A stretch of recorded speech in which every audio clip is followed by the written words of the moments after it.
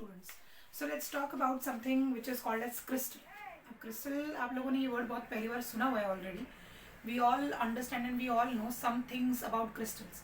जैसे कि हम लोगों को पता है कि crystals जो होते हैं वो अनआइसोट्रोपी दिखाते हैं. जैसे कि for example crystals जो होते हैं उनका specific melting point, specific boiling point, then they have sharp edges. ये सब की सब चीज़ें हम लोगों ने already सुनी हुई हैं, पढ़ी हुई हैं.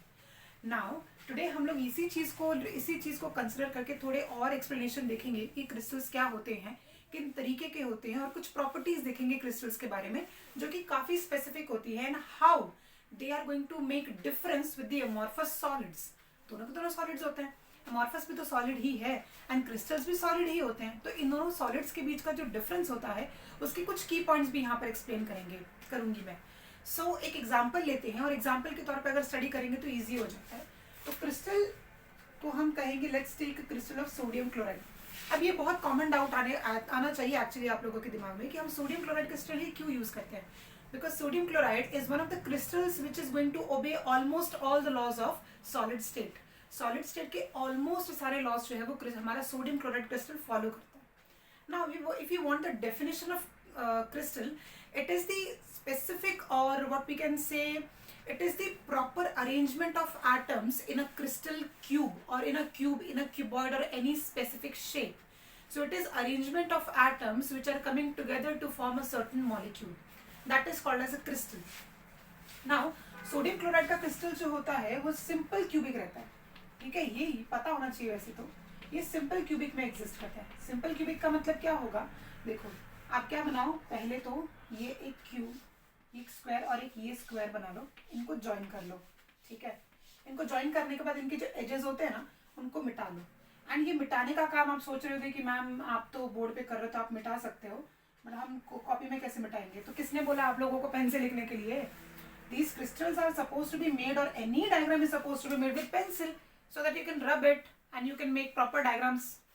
सो अगर आप एक जगह पे सोडियम डाल रहे हैं तो दूसरी जगह क्लोरीन डालें, then sodium, then chlorine, then sodium, then chlorine, and then sodium, and बचा कुचा क्लोरीन. तो आप नोटिस करो तो सारे के सारे जो सोडियम है वो क्लोरीन से अटैच है, क्लोरीन सोडियम से अटैच है. No chlorine is attach to chlorine and no sodium is attach to sodium. This is how you are going to make the crystal. अब इसकी प्रॉपर्टी के बारे में दिखाया जाए, डिस्कस किया जाए, तो एक प्रॉपर्टी होती है अनआइसोट्रोपी की. अनआइसोट्रोपी का एक सिंपल, ये वर्ड एक्चुअली उल्टा है लेकिन इसका मीनिंग इससे भी उल्टा है. मतलब अगर आप कोई सीधी चीज को उल्टा बोल रहे हो ना तो उसका उल्टा सीधा ही हो जाता है अल्टीमेटली. सो इसके रिगार्डिंग अगर बात की जाए, अनआइसोट्रोपी मतलब सारी के सारी प्रॉपर्टीज जो है इसमें डायरेक्शनल है. क्रिस्टल्स में प्रॉपर्टीज जो होती हैं वो इक्वली डिस्ट्रीब्यूटेड, या फिर हम कह सकते हैं डायरेक्शनल प्रॉपर्टीज कहा जाता है अनआइसोट्रोपी वर्ड को. अदर देन दैट हमारे पास इसका जो मेल्टिंग पॉइंट होता है, melting point proper specific melting point होता है. आप लैब में जो रिएक्शंस करते हो, फॉर एग्जांपल आपने कोई क्रिस्टल्स तैयार किए लेबोरेटरी में, तो क्रिस्टल्स जब लेबोरेटरी में हम तैयार कर रहे हैं, कोई भी एक रिएक्शन जब पढ़ा जाता है तो उसके रिगार्डिंग जब आप उसकी प्रॉपर्टीज फाइंड आउट करते हैं तो लास्ट में एक मेल्टिंग पॉइंट और टीएलसी निकालने का एक टास्क मिलता है हर बार. तो दोनों क्यों जरूरी है, कभी किसी टीचर को पूछ के देखो कि मैम हम टीएलसी और मेल्टिंग पॉइंट निकालते ही क्यों है, दिया तो है ना ऑलरेडी लैब मैनुअल में, तो हम निकाल क्यों रहे हैं. सो मेल्टिंग पॉइंट इन जो आप लोग टीएलसी निकालते हो ना, तो ये आपको शो करता है how much you are closer to the exact results, और technically how much your process is exactly compared to the ideal process that has been proposed by the lab manuals.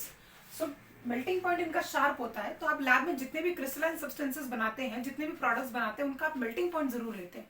That is to actually compare the original and the calculated values that you have been, और जो आप लोगों ने calculate या फिर जो आपने extract की हुई है. Then उसके अलावा इसकी क्या property होती है, what we can say कि यहाँ पर अगर आप, मतलब इसके अंदर आइडेंटिकल प्रॉपर्टीज होती है, मतलब इसके अंदर सिमेट्री एलिमेंट एग्जिस्ट करेगा. तो सिमेट्री एलिमेंट का मतलब हो सकता है कि इसके अंदर या तो आपका प्लेन ऑफ सिमेट्री होगा, एक्सिस ऑफ सिमेट्री होगा. तो इसमें सिमेट्री बहुत अच्छे से देखी जाती है क्योंकि क्रिस्टल्स हैं, डायरेक्शनल प्रॉपर्टीज हैं. अगर इसकी बात की जाए इसमें किसमें कैसे हमारे पास सिमेट्री है, तो अगर आप इसको प्लेन को ऐसे कट करोगे तो आपके पास दोनों साइड पे सेम चीजें मिलेंगी. या फिर अगर उससे भी इजी कट करना है ना तो ये दोनों क्लोरीन के क्रॉस कट करो. ठीक है, ये दोनों क्लोरीन के क्रॉस जब कट करोगे ना तो ये क्लोरीन और ये सोडियम ऐसे कट हो जाएगा. सोडियम सोडियम को रिफ्लेक्ट करेगा, क्लोरीन क्लोरीन को रिफ्लेक्ट करेगा. सो ये जो प्रॉपर्टी, सिमेट्रिक की प्रॉपर्टी होती है ना, ये क्रिस्टल्स में बहुत नॉर्मली एग्जिस्ट करती है.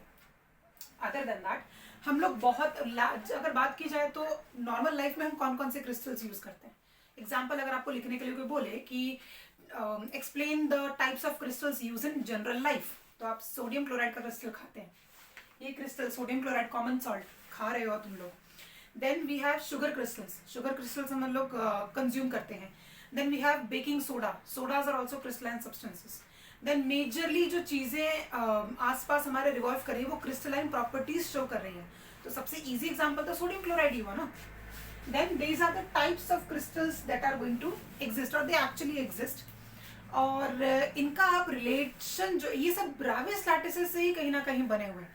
पहले ब्राविस लैटिसेस इंट्रोड्यूस किए गए थे एंड देन उन्हीं में जो चेंजेस ऑब्जर्व थे उसकी वजह से ये टाइप्स हम लोगों को अवेलेबल हुए.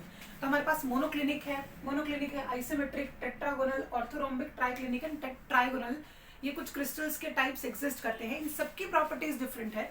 ये हम लोगों ने नीचे लिस्ट डाउन किया हुआ है. ठीक है, नीचे लिस्ट डाउन किया हुआ है कि किसका एंगल 90 डिग्री होगा, राइट एंगल को 90 डिग्री. ठीक है, जब भी आप लोगों को कहीं पर ये नजर आए कि राइट एंगल दिया हुआ है, ठीक है, तो राइट एंगल दिया हुआ है तो समझ लेना कि वो 90 डिग्री की बात कर रहा है. ठीक है, so this is all about the crystals and types of crystals, how we are going to write the properties of crystals जो आप लोगों को काम में आने वाली है. और एग्जाम्पल्स और अगर आपको चाहिए तो डायमंड अच्छा क्रिस्टल है, रूबी क्रिस्टल है. देन क्वार्ट्स एक टाइप का क्रिस्टल एग्जिस्ट करता है. तो ऐसे और भी बहुत सारे नेचुरल एग्जाम्पल्स भी एग्जिस्ट करते हैं जो क्रिस्टलाइन फॉर्म में ही एग्जिस्ट करते हैं.